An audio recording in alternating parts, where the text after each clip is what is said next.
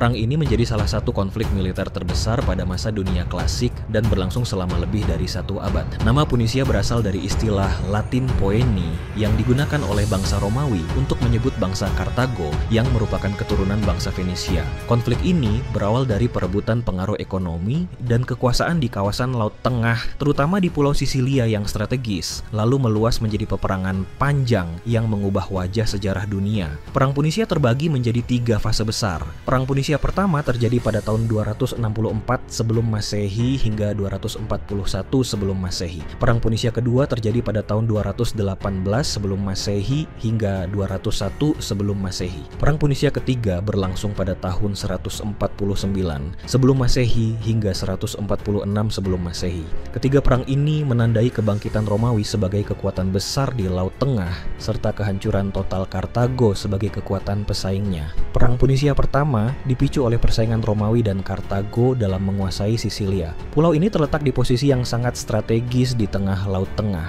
Kartago telah lama menguasai Sisilia bagian barat dan menggunakan wilayah tersebut sebagai pusat perdagangan. Sementara itu Romawi yang saat itu baru menyelesaikan penaklukan semenanjung Italia mulai melirik pulau ini sebagai jalur penting untuk memperluas pengaruhnya. Konflik pecah ketika sebuah kelompok tentara bayaran bernama Mamertini meminta bantuan Romawi untuk melawan Kartago di kota Mesana.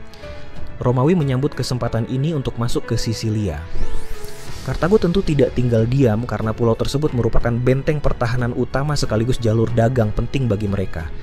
Perang kemudian berkobar di darat maupun laut. Pada awalnya Romawi bukanlah bangsa pelaut yang berpengalaman. Kartago jauh lebih unggul dalam bidang maritim. Akan tetapi Romawi beradaptasi dengan cepat. Mereka membangun armada besar dan menciptakan inovasi bernama Corvus, yaitu sebuah jembatan dengan kait besi yang dapat menjepit kapal musuh. Dengan alat ini, Romawi mampu mengubah pertempuran laut menjadi pertempuran darat di atas kapal, suatu bidang yang sangat mereka kuasai. Berkat strategi ini, Romawi berhasil memenangkan sejumlah pertempuran laut besar melawan Kartago. Perang berlangsung sangat lama hingga lebih dari 2 dekade. Kedua belah pihak mengalami kerugian besar, baik dalam jumlah pasukan maupun biaya.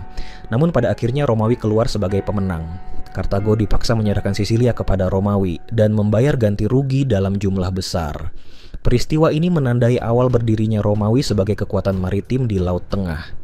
Perang Punisia kedua merupakan perang yang paling terkenal di antara ketiga perang tersebut. Hal ini terutama karena munculnya seorang jenderal besar Kartago bernama Hannibal Barca yang hingga kini dikenang sebagai salah satu panglima perang terhebat dalam sejarah. Perang ini bermula ketika Romawi semakin memperluas pengaruhnya di Laut Tengah. Mereka telah menguasai Sisilia, Sardinia, dan Korsika. Sementara itu Kartago berusaha mengimbangi kekuatan Romawi dengan memperluas wilayahnya di semenanjung Iberia atau Spanyol.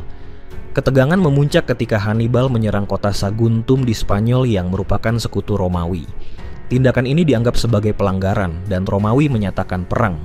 Hannibal kemudian melancarkan langkah berani yang mengejutkan dunia. Ia memimpin pasukan besar termasuk pasukan gajah menyeberangi pegunungan Alpen menuju Italia. Perjalanan ini sangat berbahaya karena melewati medan yang sulit serta menghadapi suku-suku pegunungan yang bermusuhan. Akan tetapi Hannibal berhasil membawa pasukannya masuk ke Italia dan menjadi ancaman langsung bagi Romawi. Hannibal meraih serangkaian kemenangan gemilang di tanah Italia. Ia mengalahkan pasukan Romawi di Sungai Trebia, kemudian di Danau Trasimene, dan yang paling terkenal adalah kemenangan di pertempuran Cannae pada tahun 216 sebelum Masehi. Dalam pertempuran tersebut, Hannibal menggunakan strategi pengepungan ganda yang brilian sehingga pasukan Romawi yang jauh lebih besar jumlahnya hancur total. Ribuan prajurit Romawi tewas dan kekalahan ini mengguncang Republik Romawi. Namun meskipun Hannibal menang berkali-kali, ia tidak mampu menaklukkan kota Roma sendiri. Romawi bangkit dengan mengubah strategi. Mereka menghindari pertempuran besar secara langsung melawan Hannibal dan memilih melemahkan kekuatan Kartago di tempat lain. Romawi mengirim pasukan ke Spanyol untuk merebut wilayah Kartago dan berhasil. Mereka juga mengangkat seorang jenderal muda berbakat bernama Publius Cornelius Scipio yang kelak dikenal sebagai Scipio Africanus. Scipio kemudian membawa perang langsung ke Afrika Utara. Langkah ini memaksa Hannibal kembali ke tanah airnya untuk mempertahankan Kartago. Kedua panglima besar akhirnya berhadapan di pertempuran Zama pada tahun 202 sebelum Masehi. Dalam pertempuran ini, Scipio berhasil mengalahkan Hannibal dengan taktik yang cerdik. Kekalahan ini memaksa Kartago menyerah. Mereka kehilangan wilayah kekuasaan di luar Afrika, dilarang membangun armada perang, dan diwajibkan membayar ganti rugi yang sangat besar. Romawi pun muncul sebagai penguasa dominan di kawasan Laut Tengah bagian barat. Meskipun Kartago telah dilemahkan, kebencian dan ketakutan Romawi terhadap kebangkitan Kartago masih terus membara. Sejumlah politisi Romawi yang dipimpin oleh Marcus Porcius Cato selalu menyerukan agar Kartago dihancurkan total. Cato bahkan terkenal dengan perkataannya yang selalu ia ulang di Senat Romawi, yaitu Kartago delenda es, yang berarti Kartago harus dihancurkan. Ketegangan akhirnya mencapai puncaknya ketika Kartago melanggar perjanjian dengan berperang melawan bangsa Numidia yang merupakan sekutu Romawi. Hal ini dijadikan alasan bagi Romawi untuk kembali menyerang. Maka pecahlah Perang Punisia ketiga pada tahun 149 sebelum Masehi. Kali ini Kartago tidak lagi memiliki kekuatan sebesar dahulu. Meskipun rakyatnya berjuang dengan gagah berani mempertahankan kota, Romawi mengepung Kartago dengan kekuatan penuh. Pengepungan berlangsung selama 3 tahun. Akhirnya pada tahun 146 sebelum Masehi, kota Kartago berhasil direbut. Romawi menghancurkan kota tersebut hingga rata dengan tanah. Puluhan ribu penduduknya dibunuh atau dijadikan budak. Sisa reruntuhan dibakar sehingga Kartago benar-benar lenyap dari peta kekuasaan. Wilayah bekas Kartago kemudian dijadikan provinsi Romawi dengan nama Afrika. Dengan peristiwa ini berakhirlah seluruh rangkaian Perang Punisia. Kemenangan Romawi dalam Perang Punisia membawa dampak besar bagi sejarah dunia. Pertama, Romawi muncul sebagai kekuatan utama di Laut Tengah dan segera memperluas kekuasaannya ke Yunani, Asia Kecil, serta wilayah timur lainnya. Kedua, kekalahan Kartago membuat jalur perdagangan di Laut Tengah sepenuhnya dikuasai Romawi. Ketiga, Romawi belajar banyak dari pengalaman perang tersebut baik dalam bidang taktik militer maupun pengelolaan kekuasaan. Bagi Kartago, perang ini merupakan bencana besar. Mereka yang dahulu adalah kekuatan maritim terbesar dengan jaringan perdagangan luas akhirnya hancur total. Kehancuran Kartago juga menjadi peringatan bagi bangsa lain tentang keganasan Romawi ketika menghadapi musuhnya. Sementara itu, nama Hannibal tetap dikenang sebagai jenderal brilian yang hampir saja menjatuhkan Romawi, tetapi pada akhirnya kalah oleh tekad dan strategi Romawi. Perang Punisia antara Romawi dan Kartago merupakan salah satu konflik terbesar di dunia kuno. Perang ini tidak hanya menentukan nasib dua bangsa besar, tetapi juga membuka jalan bagi Romawi untuk membangun kekaisaran yang mendominasi dunia barat selama berabad-abad. Dari pertempuran laut di Sisilia hingga pertempuran darat di Zama dan kehancuran Kartago, seluruh rangkaian perang ini memberikan pelajaran tentang keberanian, strategi, serta konsekuensi dari ambisi politik dan ekonomi. Kisah Perang Punisia akan selalu dikenang sebagai titik balik besar dalam sejarah peradaban manusia. Hannibal Barca merupakan seorang jenderal yang lahir dari keluarga militer terkenal di Kartago. Ayahnya bernama Hamilcar Barca adalah panglima besar yang pernah memimpin pasukan Kartago di Sisilia pada Perang Punisia pertama. Sejak kecil Hannibal telah dididik dengan kebencian terhadap Romawi dan dibesarkan dengan tekad untuk mengalahkan musuh leluhurnya itu. Ketika ia mendapat komando penuh atas pasukan Kartago di Spanyol, Hannibal segera merencanakan strategi besar untuk membawa perang langsung ke jantung kekuasaan Romawi. Salah satu strategi brilian Hannibal adalah keberaniannya menyeberangi pegunungan Alpen untuk masuk ke Italia dari arah yang tidak terduga. Banyak pihak menganggap langkah ini mustahil karena medan pegunungan yang terjal bersalju serta dihuni suku-suku yang bermusuhan. Namun Hannibal berhasil membawa puluhan ribu pasukan dan gajah perang melewati jalur ini. Meskipun ia kehilangan banyak tentaranya dalam perjalanan, langkah ini berhasil mengejutkan Romawi yang tidak menyangka musuh bisa muncul dari jalur tersebut. Sejak saat itu Hannibal terus menggunakan strategi kejutan, manuver cepat, serta taktik cerdik untuk mengalahkan pasukan Romawi yang jumlahnya jauh lebih besar. Strategi Hannibal pertama kali terbukti di Sungai Trebia pada tahun 218 sebelum Masehi. Ia sengaja memancing pasukan Romawi yang dipimpin Tiberius Sempronius Longus untuk menyerangnya dalam kondisi cuaca dingin. Hannibal menempatkan sebagian pasukannya dalam posisi tersembunyi di rerumputan yang beku oleh salju. Ketika pasukan Romawi menyeberangi sungai yang dingin, mereka kelelahan dan tidak siap bertempur. Hannibal lalu melancarkan serangan mendadak dari segala arah. Pasukan Romawi hancur dan mengalami kerugian besar. Pertempuran ini menunjukkan bagaimana Hannibal menguasai seni memilih medan perang yang menguntungkan. Setahun kemudian Hannibal kembali memperlihatkan kecerdasannya dalam pertempuran Danau Trasimena pada tahun 217 sebelum Masehi. Ia menempatkan pasukannya di lembah sempit di dekat danau dengan posisi tersembunyi. Ia sengaja memancing pasukan Romawi yang dipimpin oleh konsul Gaius Flaminius untuk mengejar. Begitu pasukan Romawi memasuki lembah, Hannibal memberikan sinyal serangan mendadak dari berbagai sisi. Pasukan Romawi terjebak tanpa jalan keluar dan diserang dari atas bukit maupun dari samping. Pertempuran ini dikenal sebagai salah satu penyergapan terbesar dalam sejarah kuno. Ribuan tentara Romawi tewas termasuk konsulnya. Strategi Hannibal kembali membuat Romawi terkejut. Puncak kejayaan strategi Hannibal adalah pertempuran Cannae pada tahun 216 sebelum Masehi. Dalam pertempuran ini, pasukan Romawi berjumlah sekitar 80.000 prajurit, sementara pasukan Hannibal hanya sekitar 50.000. Secara jumlah Hannibal jauh lebih sedikit, namun ia berhasil menggunakan taktik pengepungan ganda yang sangat brilian. Hannibal menempatkan infanteri lemah di bagian tengah dengan formasi melengkung ke depan. Ketika pasukan Romawi menyerang, barisan tengah ini mundur perlahan sambil tetap bertahan.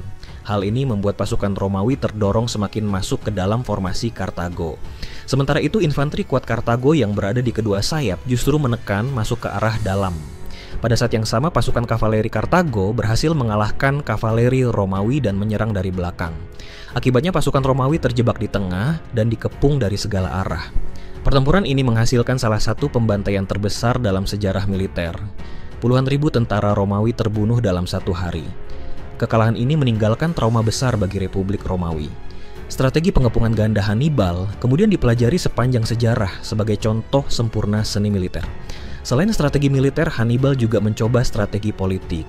Ia berharap bahwa setelah serangkaian kekalahan besar, banyak sekutu Romawi di Italia akan berbalik mendukung Kartago. Memang beberapa kota di Italia Selatan, terutama Capua, memihak kepada Hannibal. Akan tetapi sebagian besar sekutu Romawi tetap setia. Hal ini menjadi salah satu kelemahan strategi Hannibal. Ia tidak memiliki cukup dukungan politik dan logistik untuk melanjutkan serangannya ke kota Roma sendiri. Tanpa pasokan makanan dan bala bantuan dari Kartago, pasukannya mulai melemah seiring berjalannya waktu. Romawi belajar banyak dari kekalahan mereka.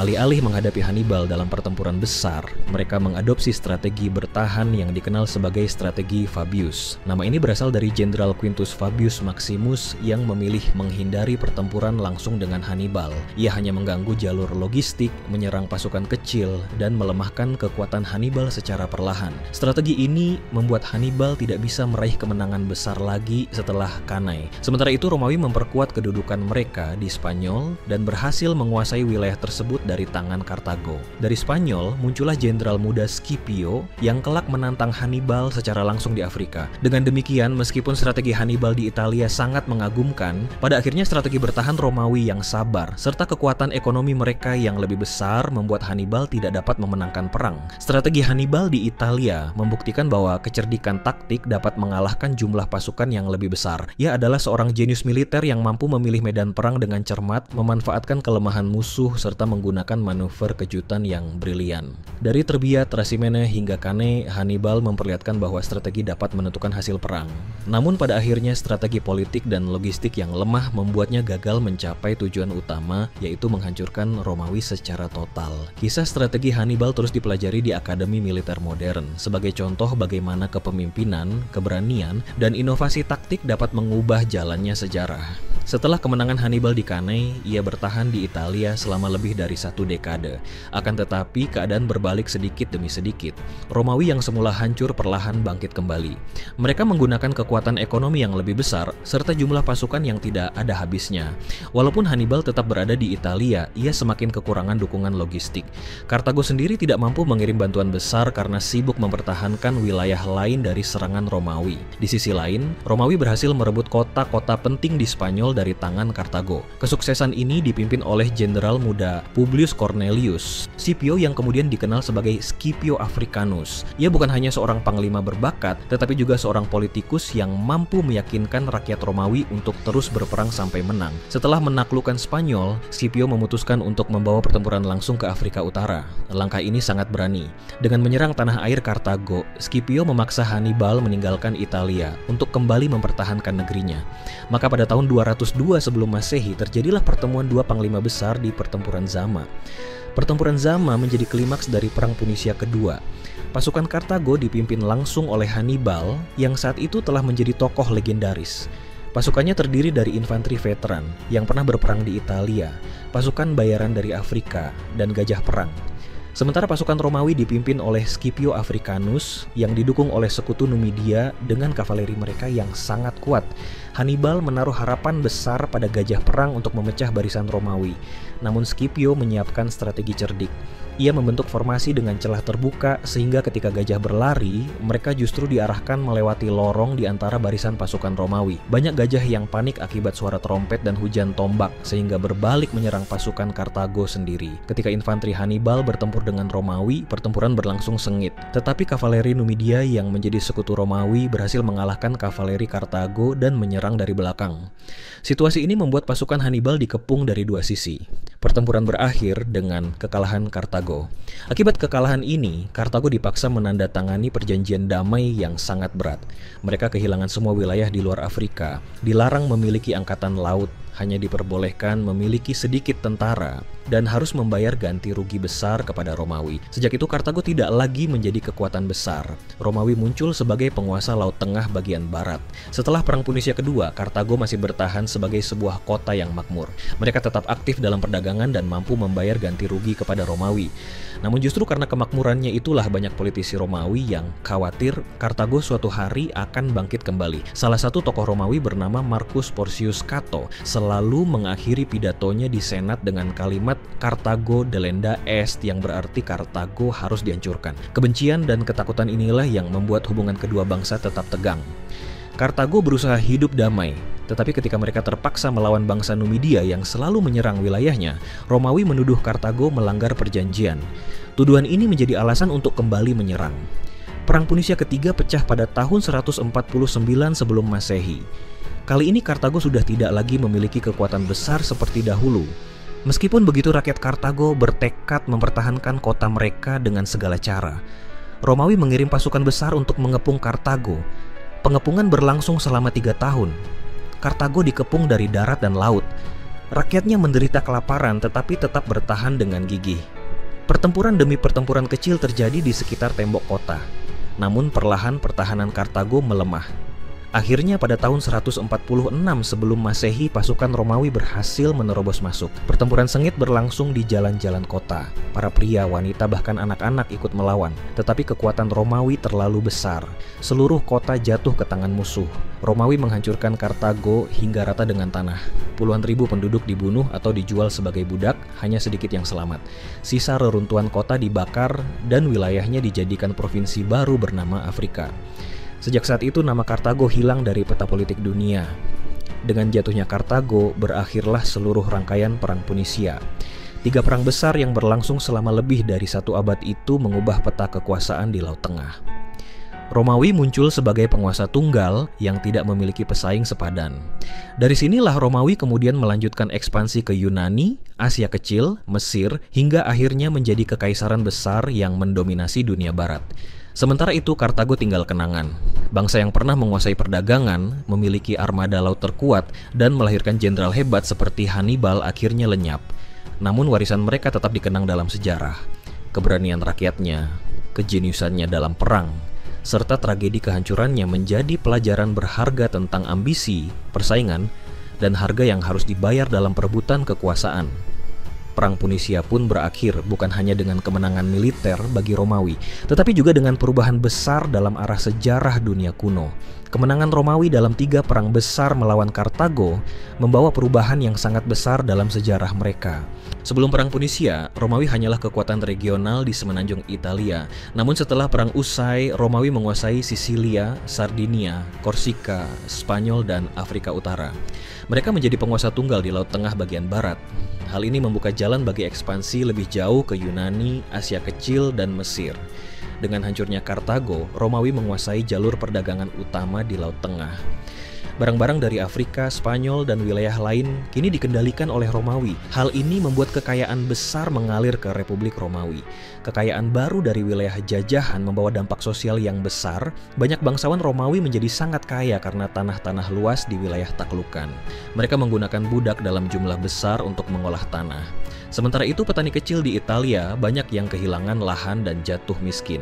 Hal ini memunculkan kesenjangan sosial yang kelak menimbulkan konflik politik dalam negeri. Dari pengalaman panjang melawan Hannibal, Romawi belajar tentang disiplin, strategi, dan kesabaran. mereka menjadi bangsa yang lebih kuat dalam hal militer. Di sisi politik, kemenangan ini memperkuat kepercayaan diri Romawi sebagai bangsa pilihan yang ditakdirkan menguasai dunia. Bagi Kartago, dampaknya sangat tragis dan menghancurkan. Setelah Perang Punisia pertama, Kartago kehilangan Sisilia. Setelah Perang Punisia kedua, mereka kehilangan Spanyol. Akhirnya setelah Perang Punisia ketiga, mereka kehilangan seluruh tanah air mereka sendiri. Tidak ada lagi wilayah yang tersisa untuk bangsa Kartago. Pada tahun 146 sebelum Masehi, kota Kartago dihancurkan total. Puluhan ribu penduduknya dibantai atau dijadikan budak. Kota yang dahulu menjadi pusat perdagangan paling makmur di Mediterania hilang dari peta. Dengan hancurnya kota dan negaranya, bangsa Kartago kehilangan tempat untuk mempertahankan budaya dan tradisinya. Mereka yang tersisa melebur ke dalam bangsa-bangsa lain di Afrika Utara. Identitas bangsa Kartago tidak pernah bangkit kembali. Selama berabad-abad, kisah Kartago hanya dikenal melalui catatan musuh mereka, yaitu Romawi. Banyak warisan budaya dan catatan sejarah Kartago hilang karena kehancuran kota. Baru pada zaman modern, sejarawan mencoba menggali kembali sisa peninggalan Kartago dari reruntuhan.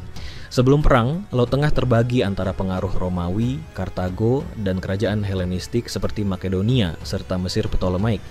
Setelah perang, Romawi muncul sebagai kekuatan dominan dan perlahan menaklukkan wilayah lain hingga Laut Tengah disebut sebagai Mare Nostrum atau Laut Milik Kami. Dengan hilangnya Kartago, perdagangan berpusat pada kota-kota Romawi dan koloni mereka. Hal ini menghubungkan Italia dengan Spanyol, Afrika, dan Yunani. Laut Tengah menjadi jalur tunggal di bawah pengawasan Romawi. Kekuasaan Romawi yang luas memungkinkan pertukaran budaya antara Eropa, Afrika, dan Timur Dekat. Meskipun Kartago hancur, warisan Fenisia yang dibawa Kartago tetap tersebar melalui perdagangan, terutama dalam bidang bahasa dan teknik maritim. Perang Punisia membuat Romawi meninggalkan sifatnya sebagai republik kota yang sederhana. Mereka mulai berubah menjadi bangsa yang haus akan ekspansi. Setiap kemenangan melahirkan ambisi baru untuk menguasai wilayah lain. Dari sinilah lahir fondasi Kekaisaran Romawi yang kelak menguasai sebagian besar dunia barat. Pertempuran dengan Hannibal memberi pelajaran berharga bagi Romawi. Mereka belajar menghadapi gajah perang, serangan kejutan, dan pengepungan. Banyak taktik Hannibal kemudian dipelajari dan diadaptasi oleh jenderal-jenderal Romawi. Perang ini menunjukkan pentingnya kavaleri. Kavaleri Numidia yang menjadi sekutu Romawi di pertempuran Zama terbukti sangat menentukan kemenangan. Sejak itu Romawi semakin memperhatikan peran kavaleri dalam pasukan mereka. Sejak membangun armada besar dalam Perang Punisia pertama, Romawi tidak pernah lagi tertinggal dalam bidang maritim. Mereka akhirnya menguasai laut sepenuhnya, menjadikan armada laut Romawi salah satu yang terkuat di dunia kuno. Dampak ideologis dan psikologis mengalahkan musuh sekuat Kartago, terutama jenderal sebesar Hannibal, menumbuhkan rasa percaya diri luar biasa di kalangan bangsa Romawi. Mereka merasa bangsa mereka memiliki takdir untuk menguasai dunia. Meskipun menang, Romawi tidak pernah melupakan ketakutan yang ditimbulkan Hannibal ketika ia berkali-kali mengalahkan mereka di tanah Italia. Selama berabad-abad nama Hannibal dipakai untuk menakut-nakuti anak-anak Romawi dengan ungkapan Hannibal ad portas atau Hannibal sudah di gerbang. Bagi rakyat Kartago, perang ini berakhir dengan musnahnya bangsa mereka. Tragedi ini menjadi salah satu kisah kehancuran paling besar dalam sejarah, sejajar dengan kehancuran Troya atau Babilonia. Perang Punisia tidak hanya merupakan konflik militer antara dua negara, tetapi juga sebuah peristiwa yang mengubah jalannya sejarah dunia. Romawi bangkit sebagai kekuatan tunggal, sementara Kartago lenyap dari peradaban.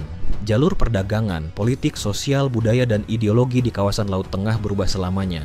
Kemenangan Romawi membawa mereka menuju kejayaan sebagai kekaisaran terbesar di dunia barat. Tetapi juga membuka jalan bagi munculnya kesenjangan sosial dan perebutan kekuasaan di dalam negeri yang kelak menimbulkan perang saudara. Di sisi lain, kehancuran Kartago menjadi peringatan tentang bagaimana sebuah bangsa besar dapat musnah akibat ambisi politik dan kekuatan militer lawannya. Dengan demikian, dampak Perang Punisia melampaui zamannya dan tetap dikenang sebagai salah satu perang paling berpengaruh dalam sejarah umat manusia.